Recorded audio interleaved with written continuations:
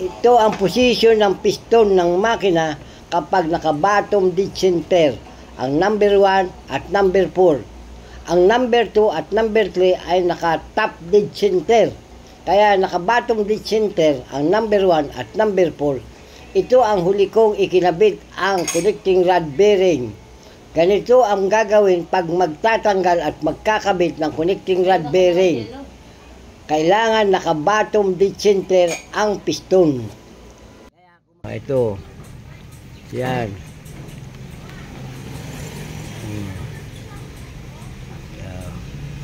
Yan ang bagong gasket na ilalagay natin. Ito ang ginawa ko para hindi na gumawa ng boom. Shortcut na lang ang ginawa. Isang tubo nilagyan ng kabitan ng chain block. Kinating ang pahalang ang dulo ng tubo para hindi dumulas. Kailangan may chain block para ma-shoot. Naglalagay na ako ng gasket seal-lock sa ibabaw ng cylinder head gasket. Ang ilalim ng cylinder head gasket ay may silak na din akong inilagay. 4 na bolt lang ang dapat ilagay sa magkabilang dulo. Pwede na nating ipatong ang cylinder head at ibaba ang chain block. Hindi nakalak dito. Sige. Dito nakalak. Okay. Ito guys. Mali ang ano. Mali ang ano niya. Ang 12 kailangan pa 12. Yung thread niya ang problema. Yan. Sabay dapat eh. Yan.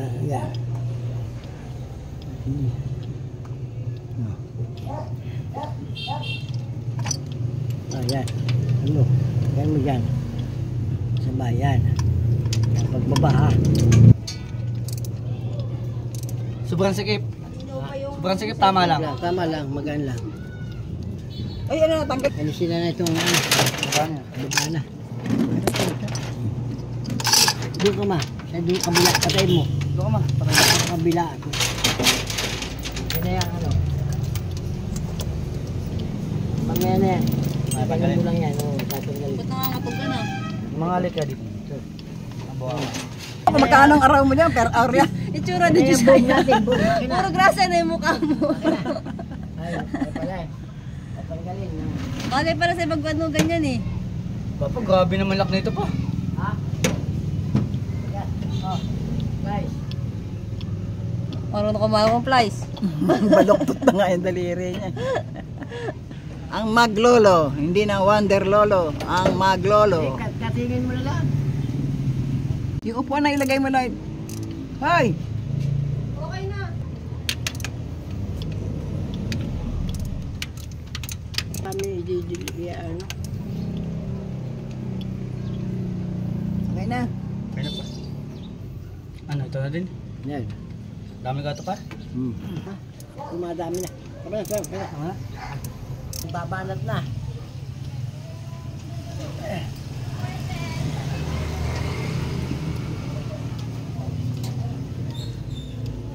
Kailangan may upuan si Wonder Lulo para hindi mapagod.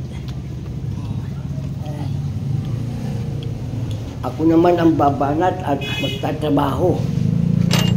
Napasok na natin ang lahat ng stud bolt. Lahat ng bolt ay ilalagay ko na. Pagkatapos mailagay at maigpitan, magtuturkey na para pantay-pantay ang higpit ng lahat ng bolt ng cylinder head. At hindi maputol ang bolt kasi laking trabaho pag naputol ang bolt.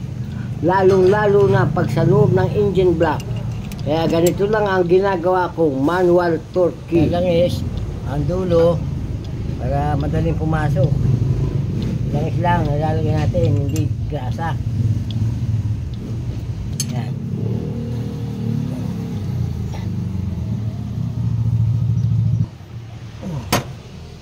Bayhan lang muna.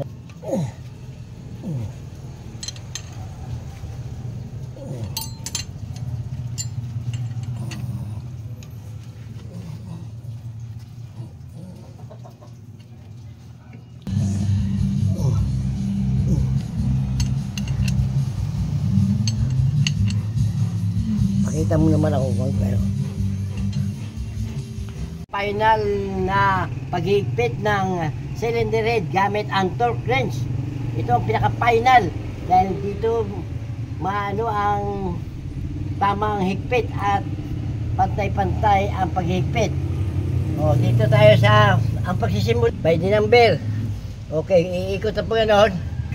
Ang pagsisimula ng paghigpit ay sa gitna, papunta sa unahan. Tapos, by the number.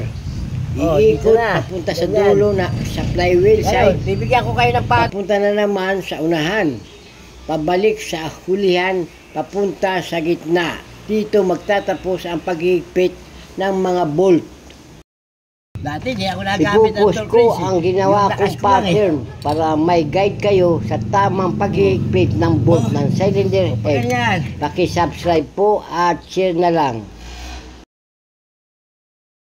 Giliran din, pero at least sa gitna. Oh.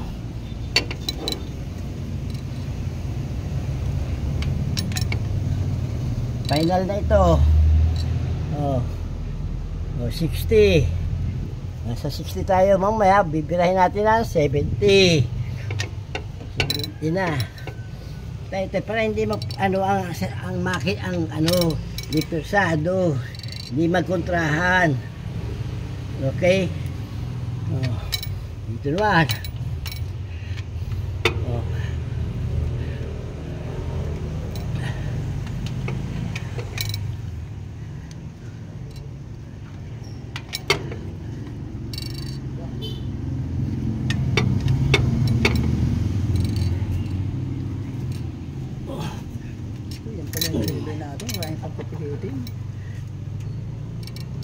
Okay.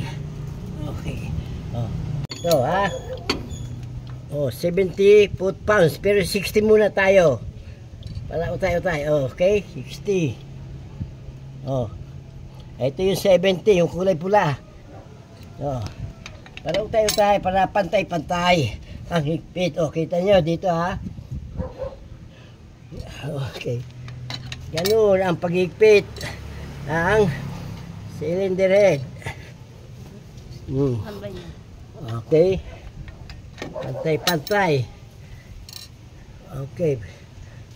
Torque wrench ito. Nasa 60 tayo ha. Okay, yan o. 60. Mamaya uulitan natin 70 naman. 70 na. Para utay-utay. Okay. Pantay-pantay yan.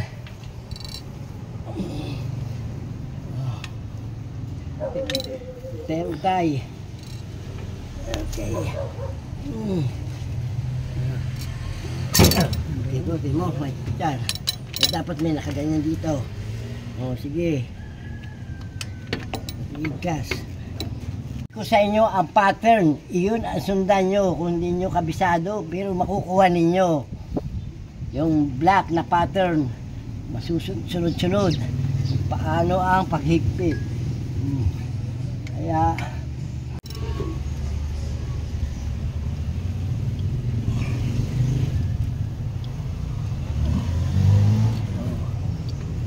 malakas pa si Wonder Lolo. Kaya pa yan.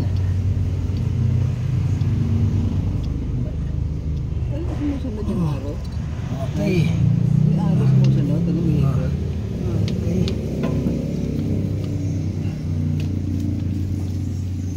Haba masyado.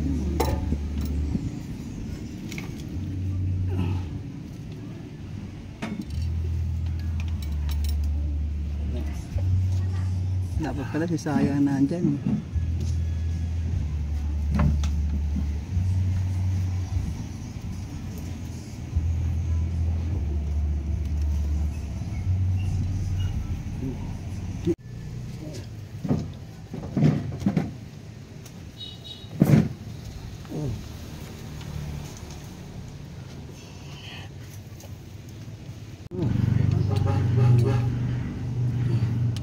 Pero dito ha, 70.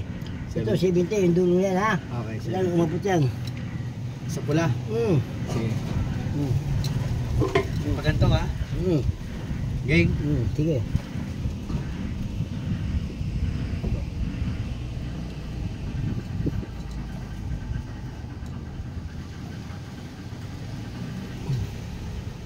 Abot.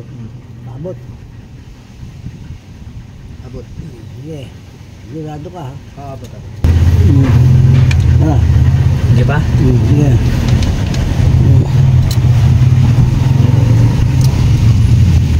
Sige. Abot. Sige. 70 na. Pa? Sige. 70. Sigurado yung mas 70. Dito. Yung mismo. Umabot dito.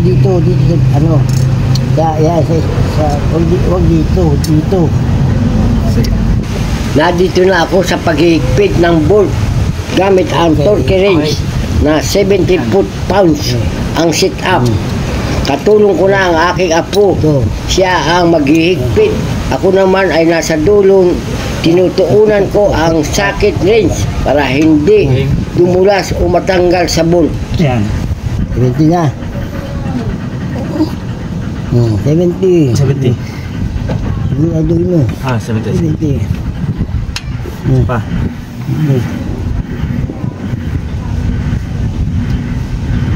Yan. Hindi mo. Dito na. Ano? Game? Sige. Okay. 20.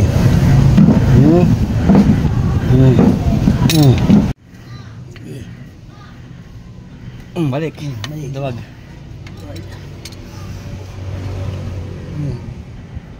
Okay, 70. 70. ha? Balik. Uli. Wala pa. Maganda eh. Ito pakita nyo na yun. Oo nga. Pula.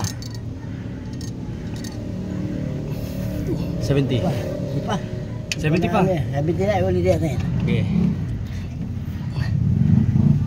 Ayun. Okay, 70.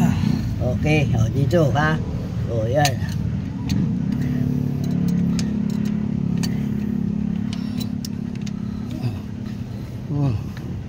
Duwag. Maya. Okay. Balik. Pag ganun, Steady mo Kasi- kuya pamaya. matatanggal yun. Stop. Steady mo. Video ako lang. Wala pa. Wala pa.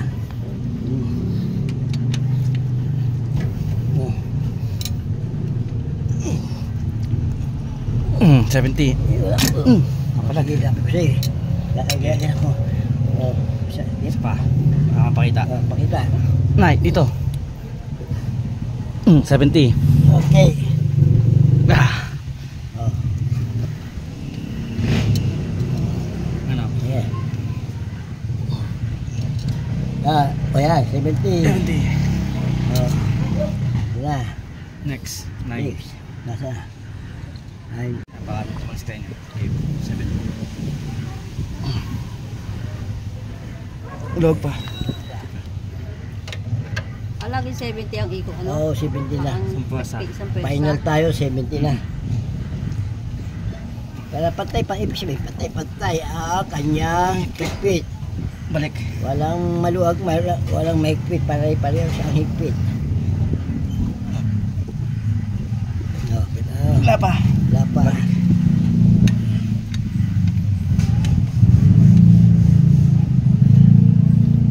Final na natin. Siya pa. Isa pa. Tingnan nyo, nakikita ko talagang maluwag pa. Kasi maluwag pa. Yan, 70. Okay. 11. Ito kasama ito kasi itong siya to sa stud bolt. Kaya wala namang mas mahabang socket range. Kaya gagamitan na lang natin ng combination range na lang. Pero itong malakas na ating apo ang mag-iikot. Kaya ano. Sige.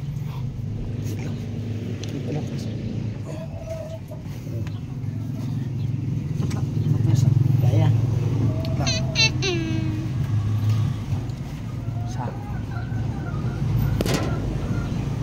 Maikpit na, huwag na. Kung maikpit na. Okay, maikpit na. Hindi na kaya.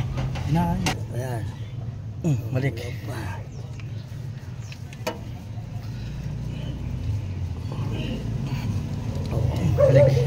Balik. Bidyoan mo kami. Ito video Bidyoan mo para nakikita ako. Na narito pa rin. Ayan. Okay. Yan. Yan. Ano, okay na? 70 na. 70. Ano po? Humbo!